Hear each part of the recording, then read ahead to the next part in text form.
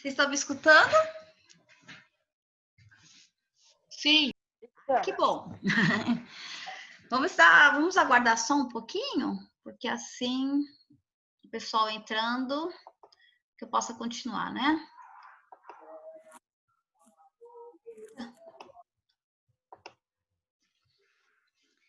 Então, vamos continuar? Eu falei que era para esperar e já estou começando a falar. Só estamos em 5, nem vi quantos nós estávamos antes.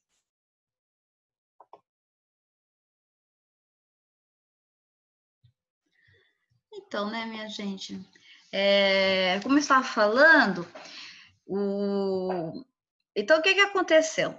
Assim que o Deng saiu do Japão, ele foi e levou essas ideias para os Estados Unidos.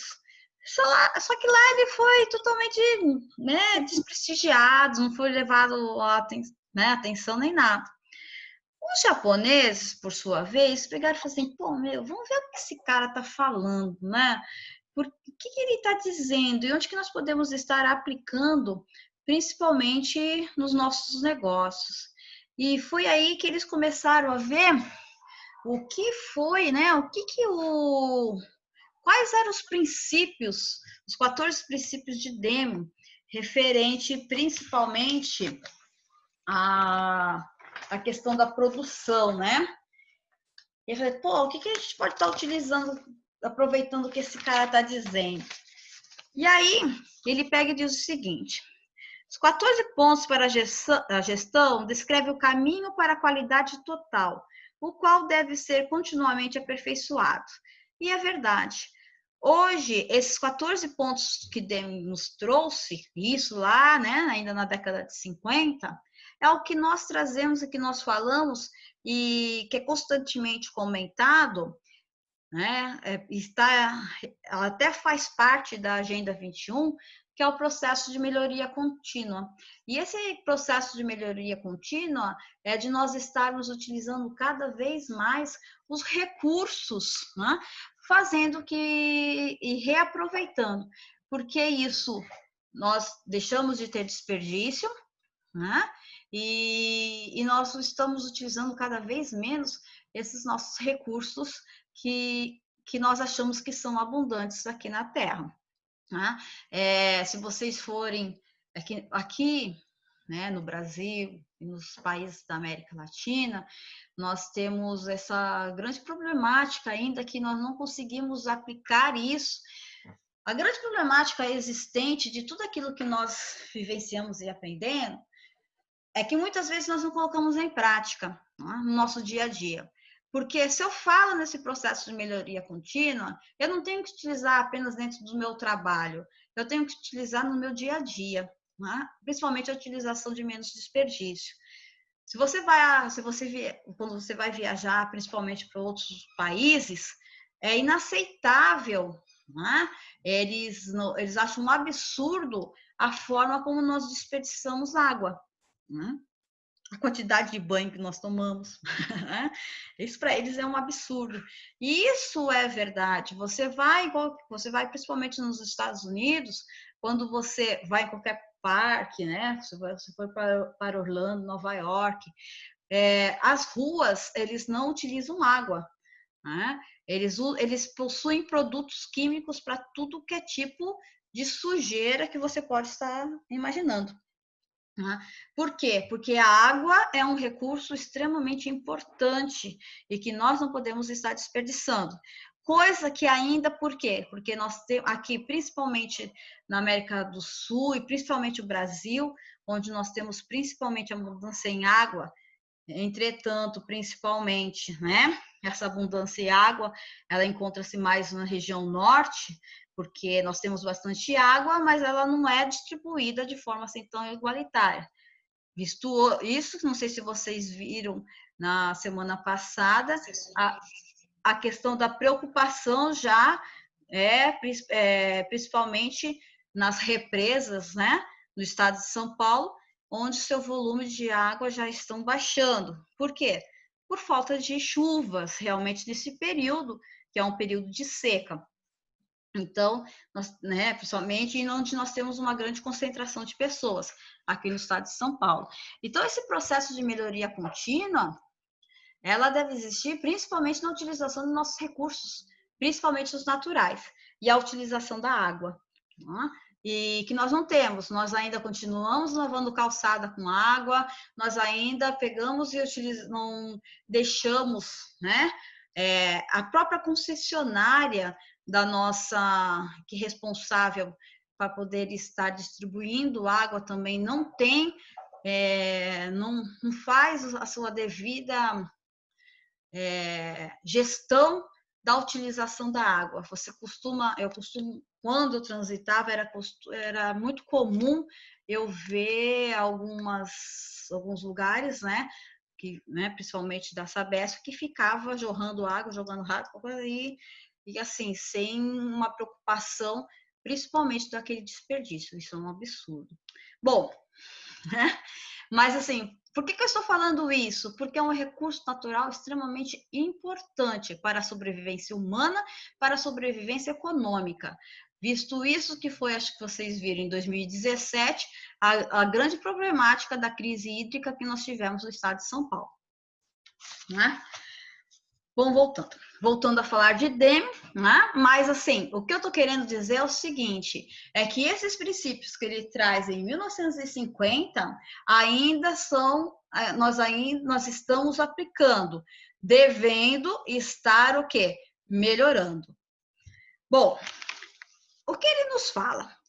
Criar constância de propósito de aperfeiçoamento do produto e serviço.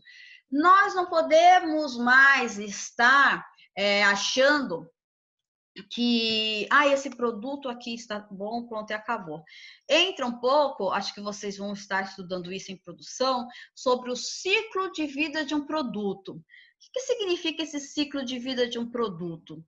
É quando quando eu vou elaborar um produto, eu já tenho ele, assim, toda a questão de pesquisa e desenvolvimento, e depois eu lanço no mercado, né? E as pessoas gostam tanto daquele produto e serviço e compram, mas chega uma hora que a concorrência, ela precisa estar fazendo, opa, pera lá, eu preciso criar uma estratégia para poder estar combatendo esse produto, porque, né, eu estou ficando muito abaixo, minhas vendas estão caindo, então esse produto começa a cair. E aí, quando ele pega e fala o seguinte, poxa, se eu já utilizei recursos para poder estar desenvolvendo esse produto, recursos que nós estamos falando é capital intelectual, capital humano, né? De pesquisa e desenvolvimento, tempo, tudo isso são meus recursos que eu preciso estar analisando e eu preciso estar o quê? Valorizando isso, porque já houve um investimento. E aí eu tenho que estar o quê? Constantemente aperfeiçoando esse produto. E serviço também, né? De que forma? Fazendo esse serviço seja mais eficiente, eficaz, esse serviço realmente possa estar me agradando, ou esse serviço pode ser determinado para um nicho, determinado para um grupo de pessoas, tá? A fim de torná-los competitivos, perpetuá-los no mercado e perpetuá-los no mercado e gerar empregos, né? Porque com isso, aliás, eu fiquei muito triste, não sei se vocês viram, na semana passada, não sei se foi semana passada, que eu li sobre as porcelanas Schmidt, né? E da cidade de Pomerode, no Rio Grande do Sul, ela foi fechada, né? Ela já estava passando por crises econômicas, né? Assim como a porcelana Schmidt, tem várias empresas que estão fechando, né? E aí ela fechou a filial, né? Que ficava em Pomerode. E aí eu falei assim, caramba, realmente, né? Quem irá comprar porcelana, né, nesse momento, né? Porque assim, esses tipos de coisa, de objetos, você vai comprar em um momento em que, no momento que nós estamos vivendo aquilo das questões das necessidades. Então, por isso que nós temos que estar aprimorando serviços, né? Serviços de delivery, que, né? e assim de entrega, porque e-commerce, né? Que são serviços que fazem com que as pessoas não possam sair, né? E então eu falei, caramba, né? O mundo realmente, essas questões comerciais, elas precisam estar, né, assim, se reestruturando, coisa que nós já estamos falando, né? E aí, para quê? Para gerar emprego. Mas será que são os empregos que nós estamos acostumados, né? Como vão ficar? Porque hoje nós já temos uma das grandes problemáticas da questão da aposentadoria, né, do INSS, é que nós temos muitos empregos informais, ou seja, são pessoas que estão empregadas, mas não estão registradas e não contribuem para o INSS, mas geram renda, mas eles não contribuem. Né? Então, e aí nós não temos como estar contabilizando isso e não vai estar fazendo com que aumente o bolo, né, para depois essa pessoa estar se aposentando. E nós já temos essa problemática, já é uma realidade. Nós já temos uma outra realidade entrando nessa questão, né, da previdenciária, das pessoas que estão vivendo mais, das pessoas que são pensionistas e que vivem dentro do INSS e que, na verdade, são só custos, né? Porque elas não produzem mais. E aí, como entra essa questão de estar gerando emprego? Com novos produtos e serviços. E aí entra vocês, usina fervilhantes de ideias, para vocês poderem estar criando novos produtos, tá? E aí já entra um pouco da teoria neo-schumpeteriana, né, que é a questão do empreendedorismo e tudo mais, para poder estar gerando novos empregos ou serviços, né? E adotar aqui, ó, criar constância de propósito de aperfeiçoamento de produtos e serviços. Foi aquilo que eu já falei. Constantemente, não é simplesmente porque eu criei, né, a caneta Bic, né, que ela realmente é universal. Quando você pensa na caneta, você pensa, né, na caneta Bic. Não estou falando uma Mont Blanc, mas na Bic, né, que ela é mais popularizada e tudo mais, utilizada nos escritórios. Mas assim, eu tenho que estar o quê? Cada dia melhorando. Adotar uma nova filosofia. Vivemos uma nova era econômica. A administração ocidental deve despertar para o desafio, conscientizar-se de suas responsabilidades e assumir a liderança em direção à transformação. Ou seja, né, quando o Demi fez isso, em 1950, 58, já indo para a década de 60, quando ele fala adotar uma nova filosofia, é porque no padrão estabelecido, principalmente da cultura americana, era o padrão de Taylor e Ford, que era o quê? ênfase nas tarefas. E já que ele dizia assim, já que estamos assim, estamos ganhando, para que eu vou mexer? E ele já ditava, já falava assim, vivemos uma nova era econômica, né? As coisas estão mudando. Outros players, né? Outros negócios estão surgindo, outros mercados competitivos também estão surgindo, então nós precisamos, né, estar preparado para isso. A administração ocidental deve despertar para o desafio, conscientizar-se de suas responsabilidades e assumir a liderança. Ou seja, né, ele deveria, assim, de uma certa forma, não é tornar líder eterno, mas se ele já tivesse tido essa conscientização, talvez eles poderiam, a história teria sido outra, com certeza, né? Porque a partir do momento que eles viram a concorrência, falou, opa, né? Agora que eu tenho que estar correndo, e não é isso, né? Eu tenho que correr antes. É por isso que nós fazemos as forças de Porter, que aí vem depois, mas é por isso que nós fazemos. Acabar com a dependência de inspeção para obtenção de qualidade. Eu não tenho que simplesmente ficar vendo se está com defeito ou não para ver a qualidade. A qualidade tem que estar intrínseca, tem que fazer parte do meu produto ou serviço. E nem tem que pagar mais caro por causa disso.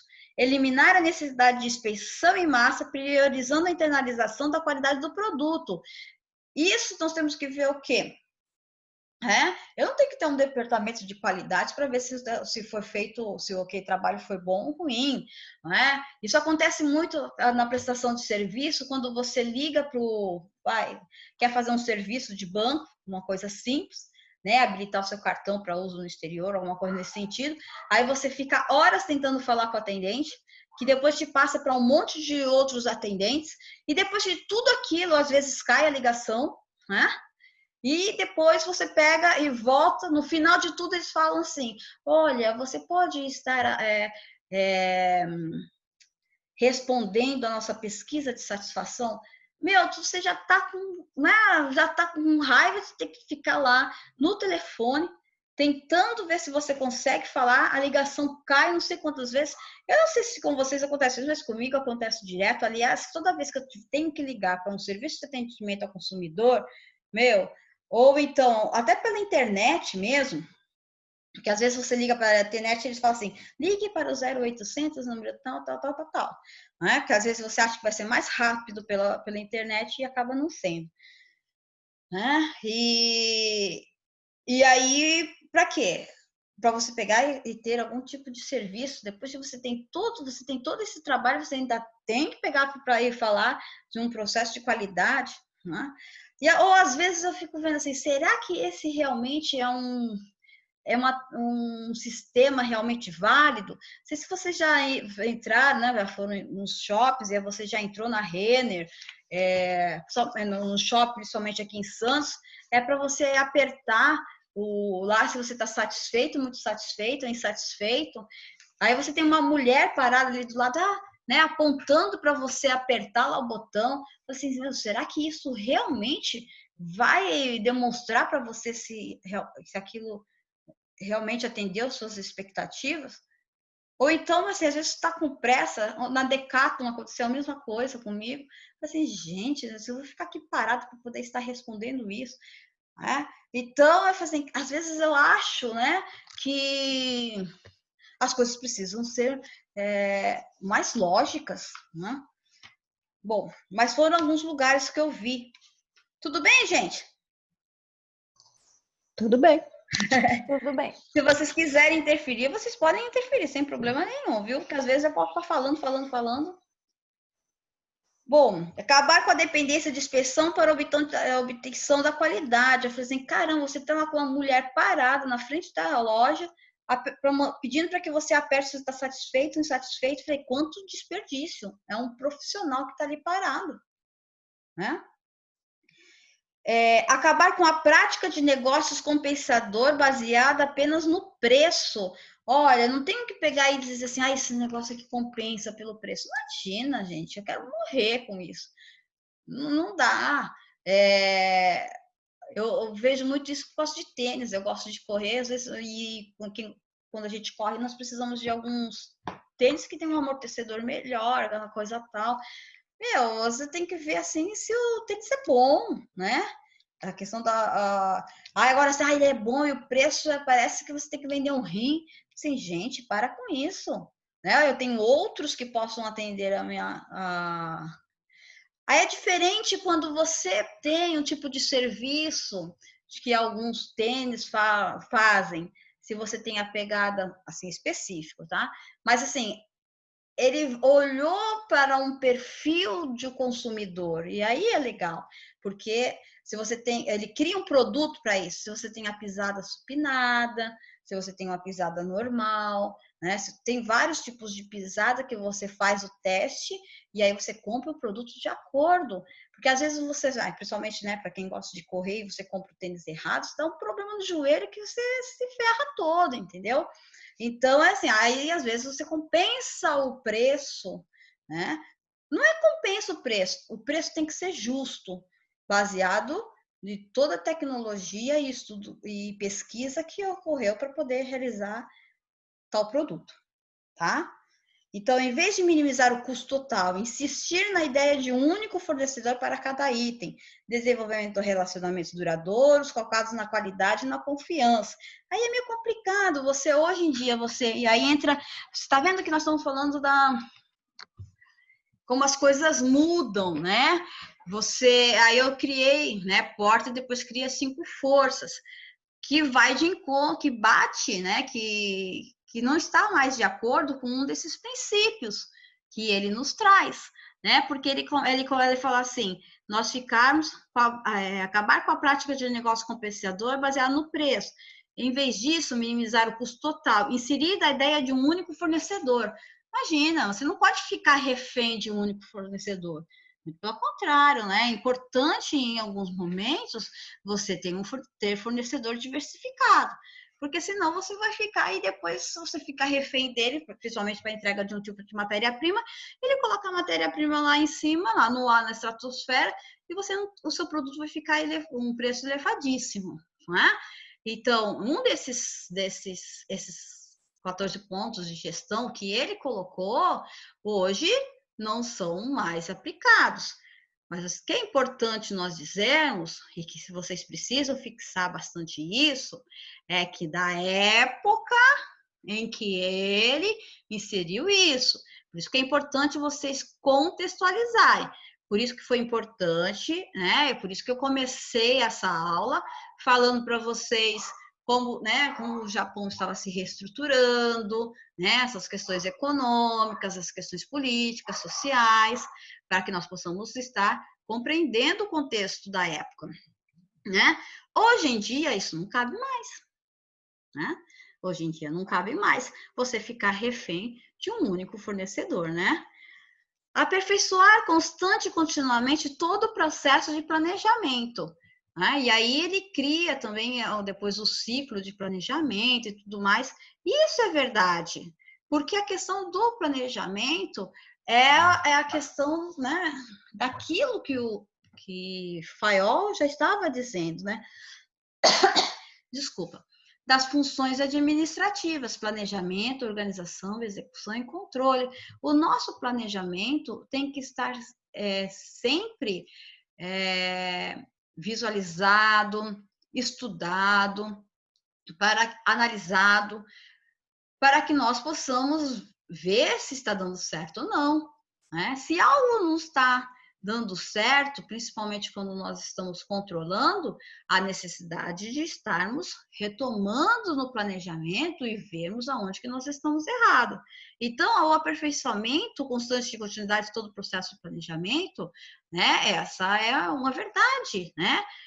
Tem lógica e continua sendo assim nos produtos e serviços, com o objetivo de aumentar a qualidade. Ora, se eu vi que não está certo, está dando errado, vamos retomar, vamos fazer, ver aonde que nós estamos errando e fazer novamente um planejamento. Sempre. E a produtividade, consequentemente, reduzir os custos. Por quê? Depois nós vamos estar falando aqui o custo de nós estarmos refazendo um produto ou um serviço é muito grande, né? Há um desperdício imenso de recurso, tempo nosso, tá? Então, isso realmente reduz custo. Fornecer treinamento no local de trabalho, ótimo. Não tem essa de você pegar e assim, eu preciso estar treinado para poder estar fazendo tal curso e tudo mais, eu vou lá para São Paulo para poder estar fazendo esse treinamento. Não, vamos treinar. Aí entra essa questão de equipe. Eles e os japoneses eles pensam muito nisso, nessa questão do todo, né? Não simplesmente na questão individual. E aí entra nessa questão de treinamento, de capital, né, intelectual, que hoje está extremamente mais valorizado e que na época não era tanto. Adotar e estabelecer liderança. Quem são os líderes? Né? O objetivo da liderança é ajudar as pessoas a realizar um trabalho melhor. Né? O líder tem que estar integrado à sua equipe. Assim como a liderança dos trabalhadores, a liderança empresarial necessita de uma completa reformulação, sempre, constantemente, se aperfeiçoando, né? A questão da aprendizagem organizacional. Aí nós temos aqui, ainda, eliminar o medo, né? O que acontece? Isso é muito comum. nós estamos constantemente, ainda isso era em 1950, você imagina hoje, né? Ainda existe. Hoje nós temos medo de perder emprego, de sermos dispensados, de ter redução de, de horas de trabalho, né? E isso irá reduzir o nosso salário. Então, nós, assim, eliminar o medo, porque o medo paralisa, né? Muitas vezes seria bom o medo fazer com que você desse estímulo para você realizar algo, ser um pouco mais ousado. E aí, quando você é um pouco mais ousado, você tem que ser mais criativo, inovador, né? E aí já entra essa questão da, da teoria neo-schumpeteriana. E por quê, né? Porque realmente o medo faz com que a gente não consiga se desenvolver. E isso é muito comum. É tão comum que quando eu peço, até assim, é uma realidade quando nós estamos dando aula presencial, e eu peço para que algum aluno possa estar apresentando um trabalho, eles pegam e ficam inseguros, né? Não conseguem estar se manifestando. É comum isso, né? Esse medo. E quando nós vamos estar, eu estou com uma turma de TCC e eles vão ter que apresentar amanhã. Então, eles estão inseguros, com medo, mesmo tendo realizado um trabalho extremamente satisfatório, extremamente, assim, de acordo com as normas da BNT, de acordo com as normas que foram propostas para eles, eles têm medo, né? E o medo, tudo bem, é uma coisa comum do ser humano, né? Mas Demi já via isso, já dizia, né, que isso não era bom dentro do ambiente de trabalho. Quebrar as barreiras entre departamentos ainda é algo, é o ideal a ser perseguido, ainda existe muito disso, né? Ou geralmente na empresa pública nós temos muito disso. Olha, o processo está aqui, agora se vire. Né? Ou seja, para você eliminar o processo da sua mesa, dizer que a responsabilidade não é sua, dele estar parado, né? E ou algumas empresas também de pegarem realmente não se comunicarem, não estarem, né, se relacionando.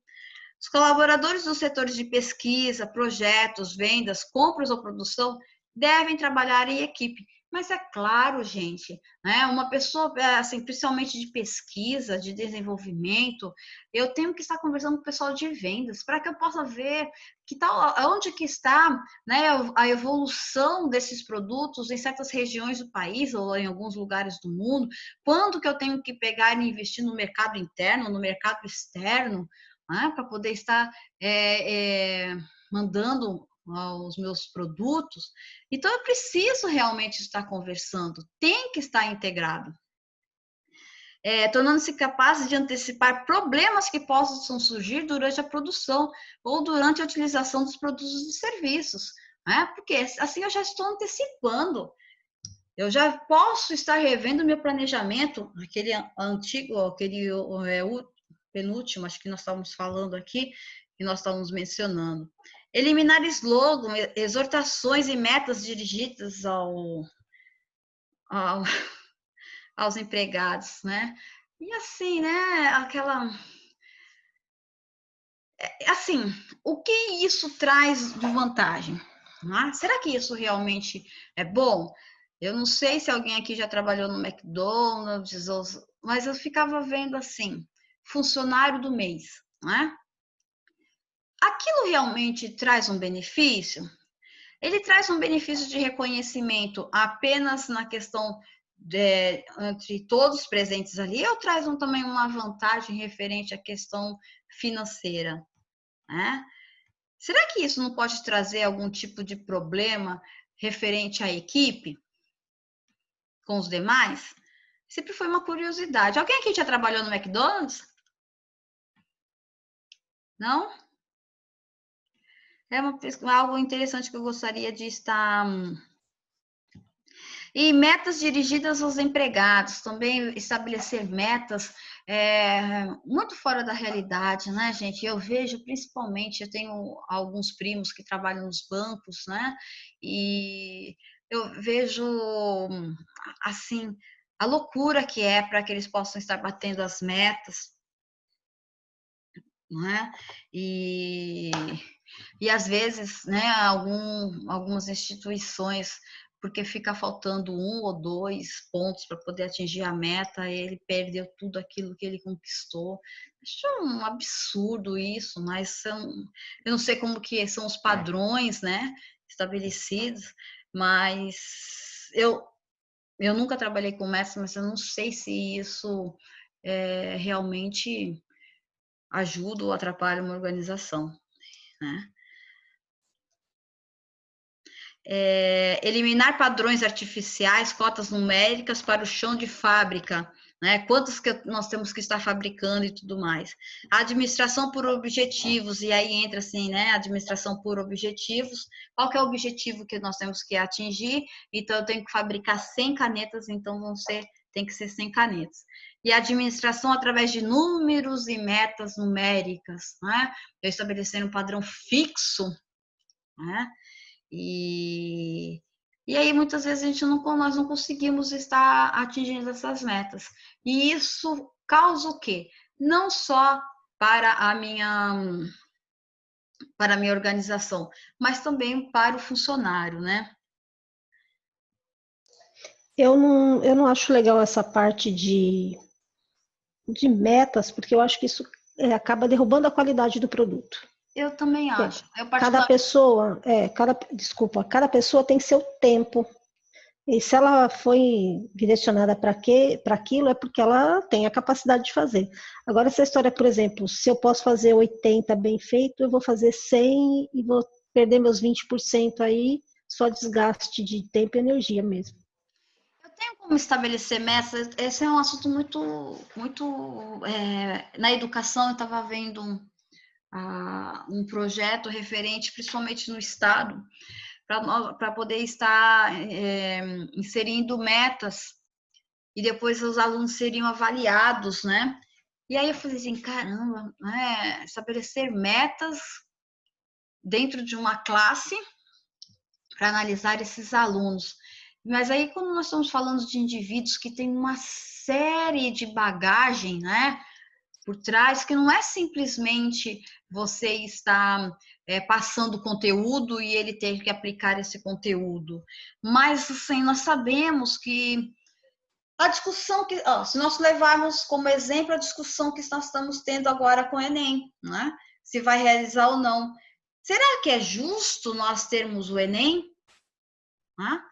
Será que essas pessoas que dentro do ensino médio que não têm muitas vezes acesso à internet, porque não é a internet e acesso à tecnologia não é universal, não é para todos, não é democrático. Não é todo mundo que tem condições de acessar a internet. Nós tanto exemplo disso que até para uma escola, até para uma faculdade particular, nós tivemos problemas com alguns alunos que não tiveram condições de acessar a internet. E ou vários motivos. Às vezes nós não temos condições, você tem até a internet, mas o sinal está ruim, né? As condições não estão boas, né? Se chove, em muitos lugares não consegue acessar. Né? Então, não é só a questão financeira, mas, né, será que é democrático isso? Aí entra mais nessas questões, aí isso entra mais nas questões coletivas, né? Quando estou falando de um pensamento liberal dentro das empresas, eu particularmente também não gosto, também não, acho que eu não sei trabalhar direito com isso. Embora eu conheça gente que trabalha muito bem, extremamente competitivo, extremamente gosta desse tipo de mecanismo para poder estar trabalhando, legal, né? Cada um, assim, mas eu não sei se isso realmente faz com que a produtividade fique elevada, né?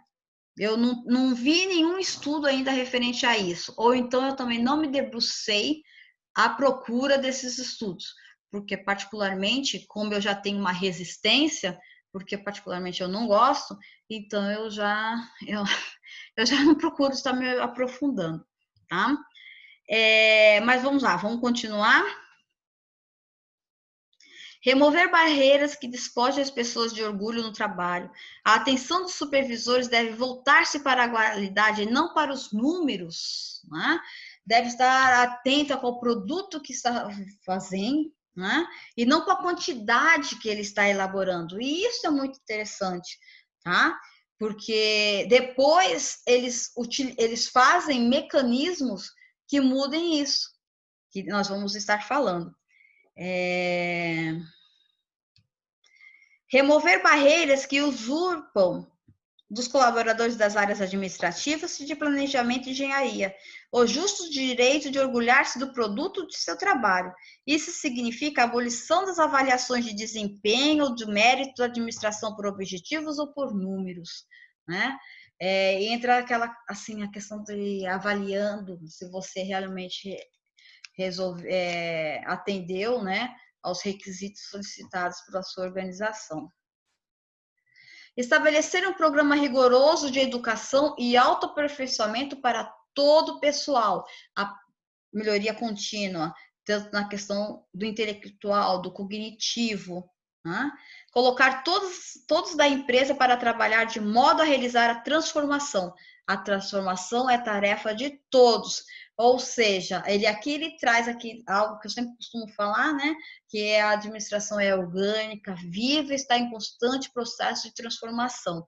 E aí ele entra novamente, aqui a ênfase também é nas tarefas, ou seja, precisa estar sempre transformando, remodelando, né, tanto produto ou serviço, para que a qualidade seja cada dia melhor, em um processo de melhoria contínua.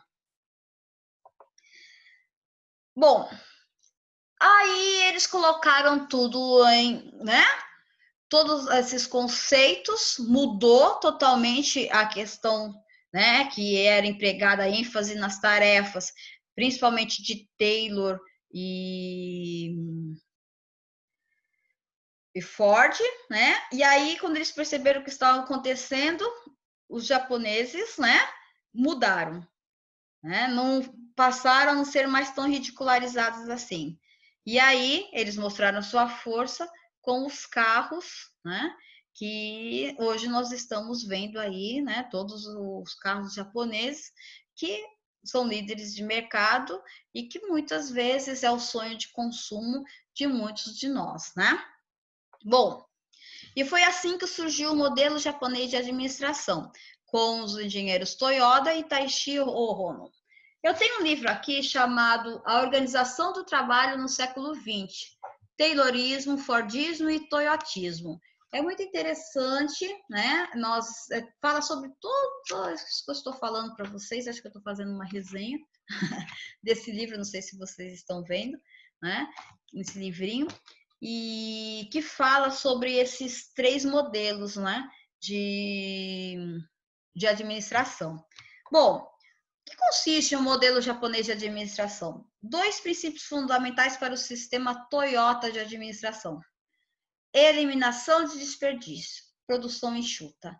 E aí eu começo a utilizar várias ferramentas que depois eu vou estar mostrando para vocês no mundo da administração. Eu começo a fazer um fluxograma do meu serviço, né, ou então do meu produto, desde quando ele se for um produto, desde quando da sua pesquisa e desenvolvimento até a sua fabricação. E se o serviço é a mesma coisa. Para quê? Para que eu possa estar verificando onde estão os gargalos, onde está o meu desperdício de funcionário, de tempo, de matéria-prima. Né? E por quê? Porque tudo isso vai ocasionar no custo do meu produto ou serviço, porque eu vou ter que inserir isso. Tá? E aí ele diz, né? Eu tenho que ter uma eliminação de desperdício, processo de melhoria contínua, produção enxuta e produzir sem defeitos. Olha aquilo que nós estamos falando. A qualidade do produto, eu não preciso estar tendo inspeção, seja ela por produto, seja por amostragem, seja como for, essa questão da qualidade do produto ou serviço tem que ser desde o começo, de quando eu estou criando e produzindo, né, o meu produto final, bem como o meu serviço. Esses dois princípios possibilitam a manufatura de produtos de alta qualidade e sem defeito.